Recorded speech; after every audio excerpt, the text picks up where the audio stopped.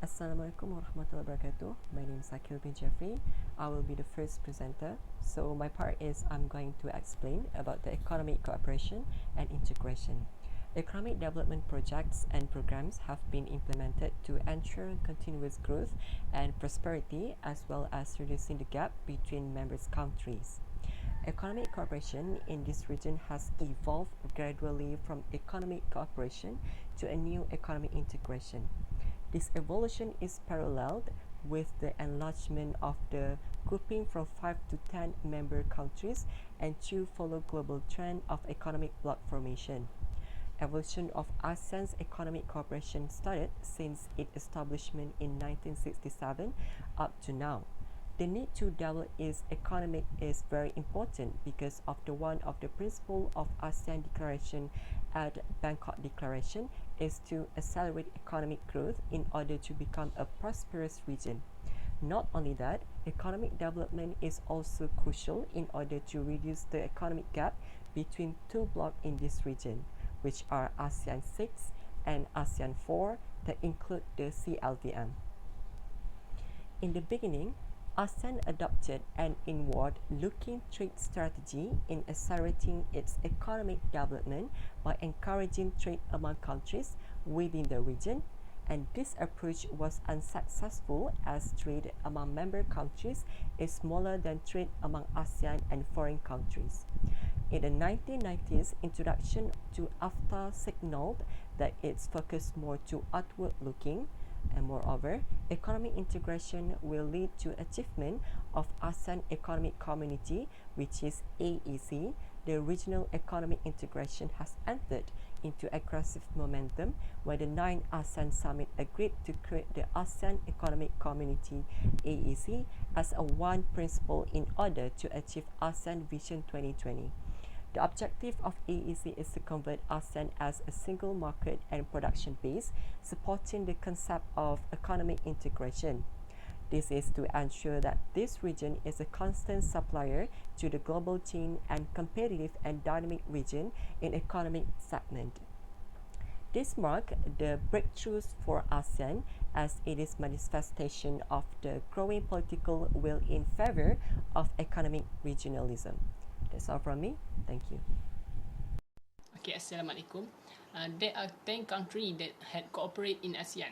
First is Brunei, second Cambodia, Indonesia, Laos, Malaysia, Myanmar, Philippines, Singapore, Thailand and Vietnam. The ASEAN Declaration states that the aim and purpose of the association are to accelerate economic growth, social progress and cultural development in the region. Besides to promote regional peace, stability through abiding respect for justice and the rule of law in the relationship among the country in the region. ASEAN member countries have adopted fundamental principles in their relations with one another, as contained in a Treaty of Amity and Cooperation in South Asia, or we call it TAC. First is mutual respect for the independence, sovereignty, equality, territory integrity, and national identity of all nations. Second, the right of every state to lead its national existence free from external interference, supervision, or coercion. And third, non-interference in the internal affair of one another. And next is settlement of differences or dispute by peaceful manner.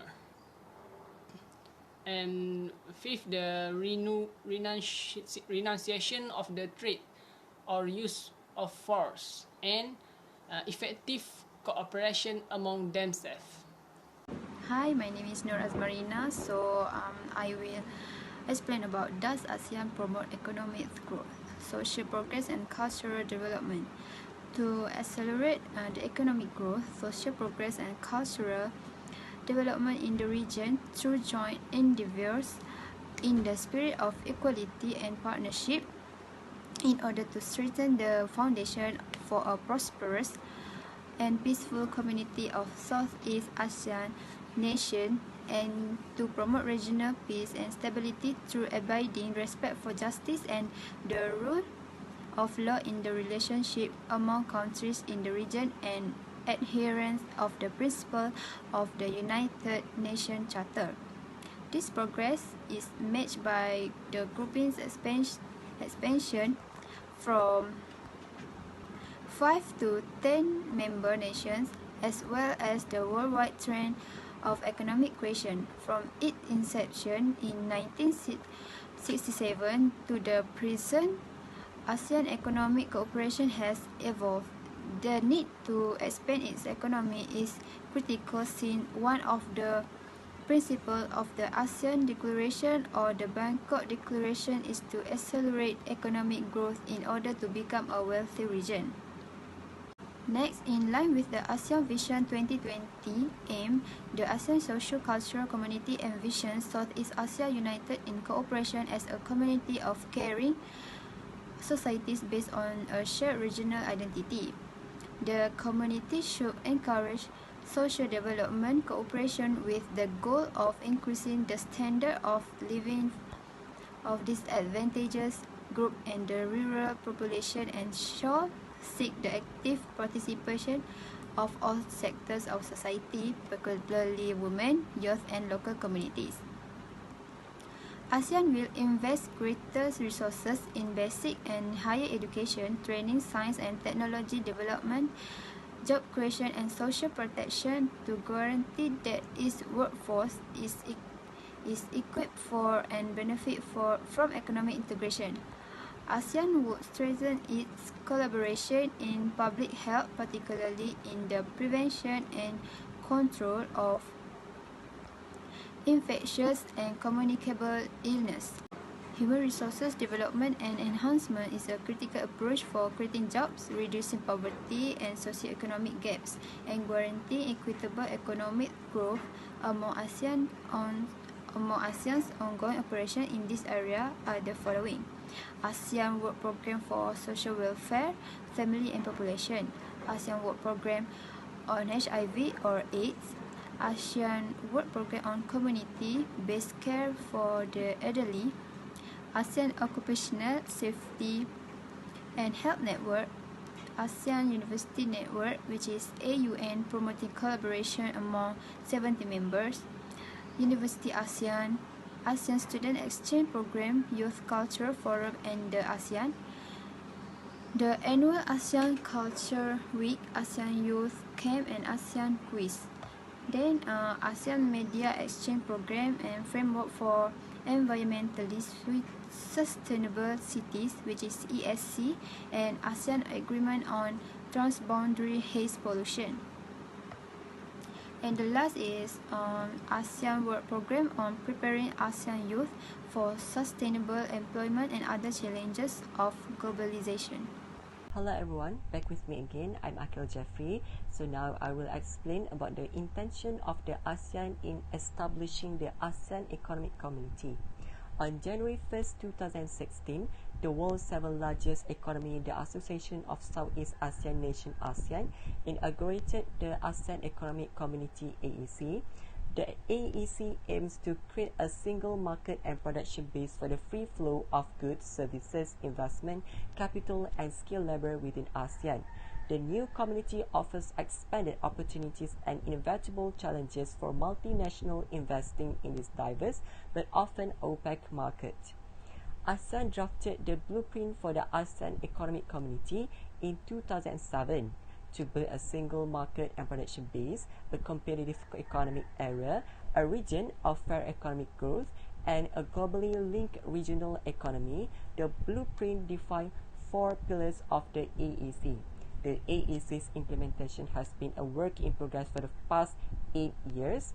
Many trade and economic treaties have been proposed and approved, but the organization has struggled to have many of them ratified, and some governments have been sluggish to enact domestic laws.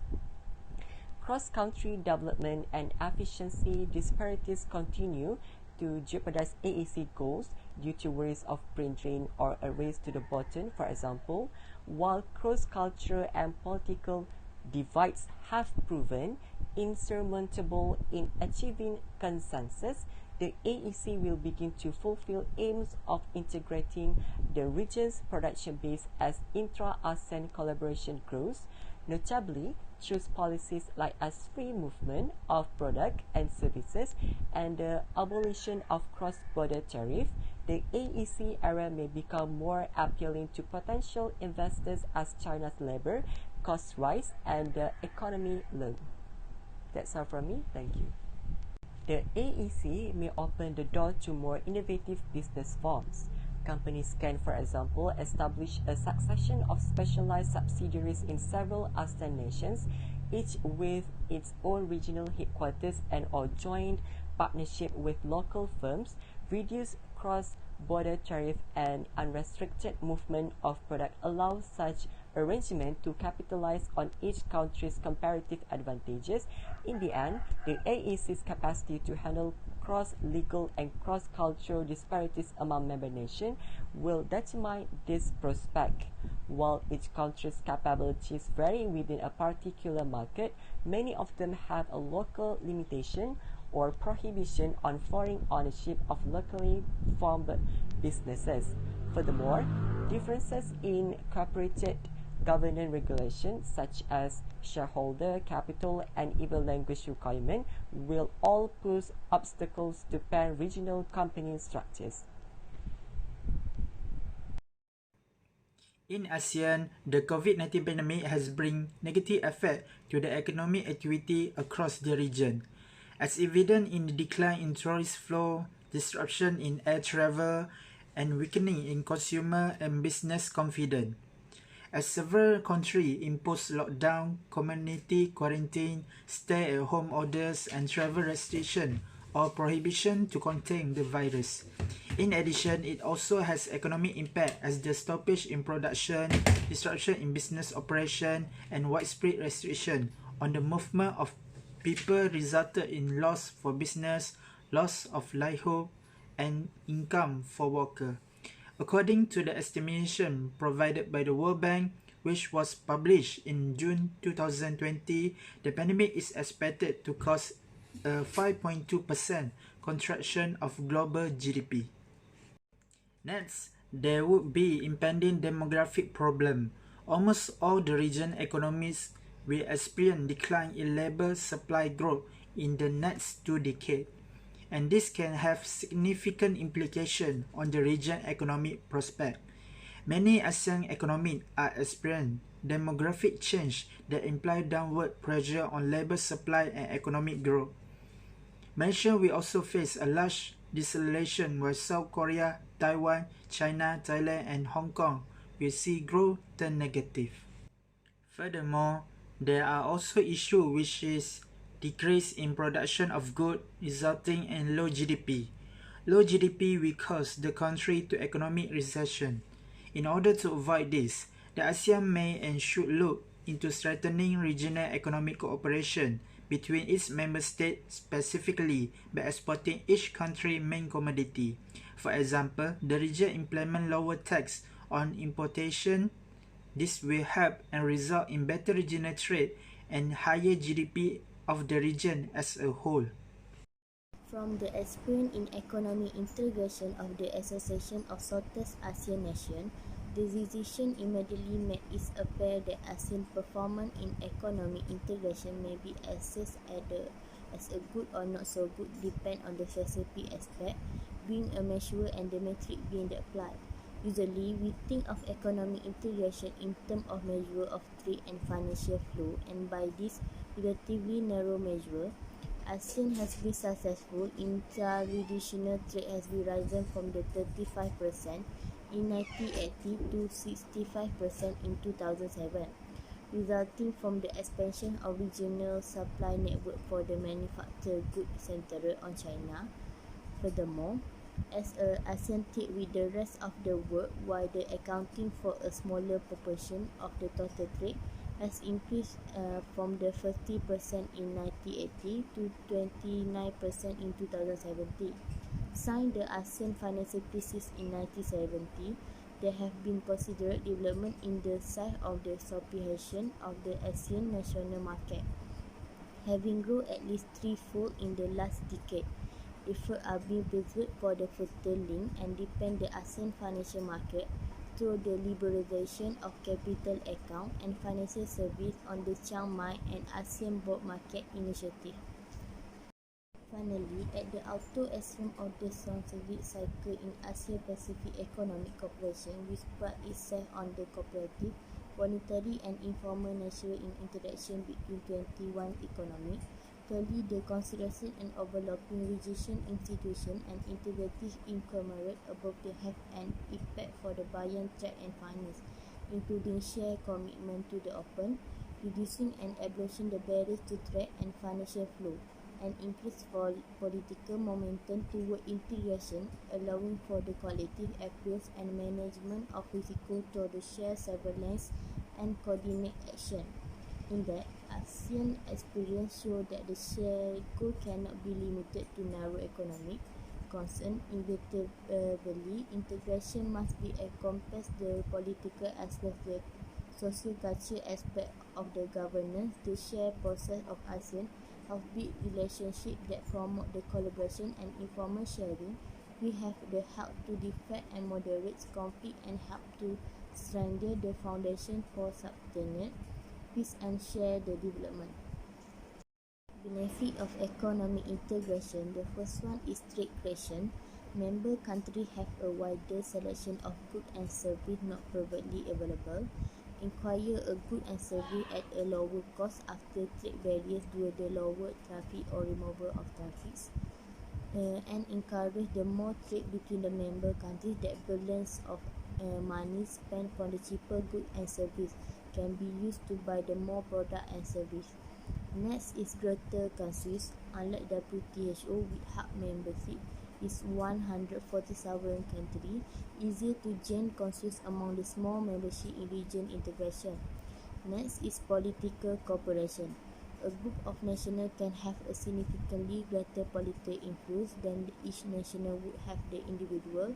This integration is an essential strategy to address the effect of conflict and political instability that may affect the region, useful to handle the social and economic challenge associated with globalization.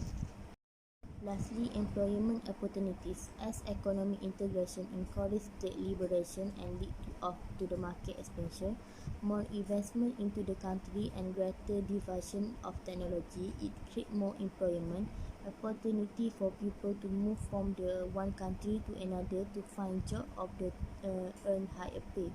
For example, industry requiring most unskilled labor tend to shift production to low-wage countries. As conclusion, economy is very important in the country.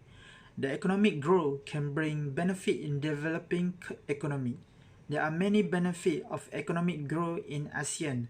As an example, it can help to reduce unemployment and improve living standard. According to the research in 2020, the estimated total GDP of all ASEAN states amounted to approximately $3.08 trillion, a significant increase from the previous year. In fact, the GDP of the ASEAN region has been skyrocketing for a few years now, reflecting the region's thriving economy. But during the COVID-19 pandemic, it has bring negative impact to the economic growth in ASEAN. For example, in Malaysia, the impact of COVID-19 on Malaysia can be seen on high unemployment rate and depreciation in Malaysia ringgit.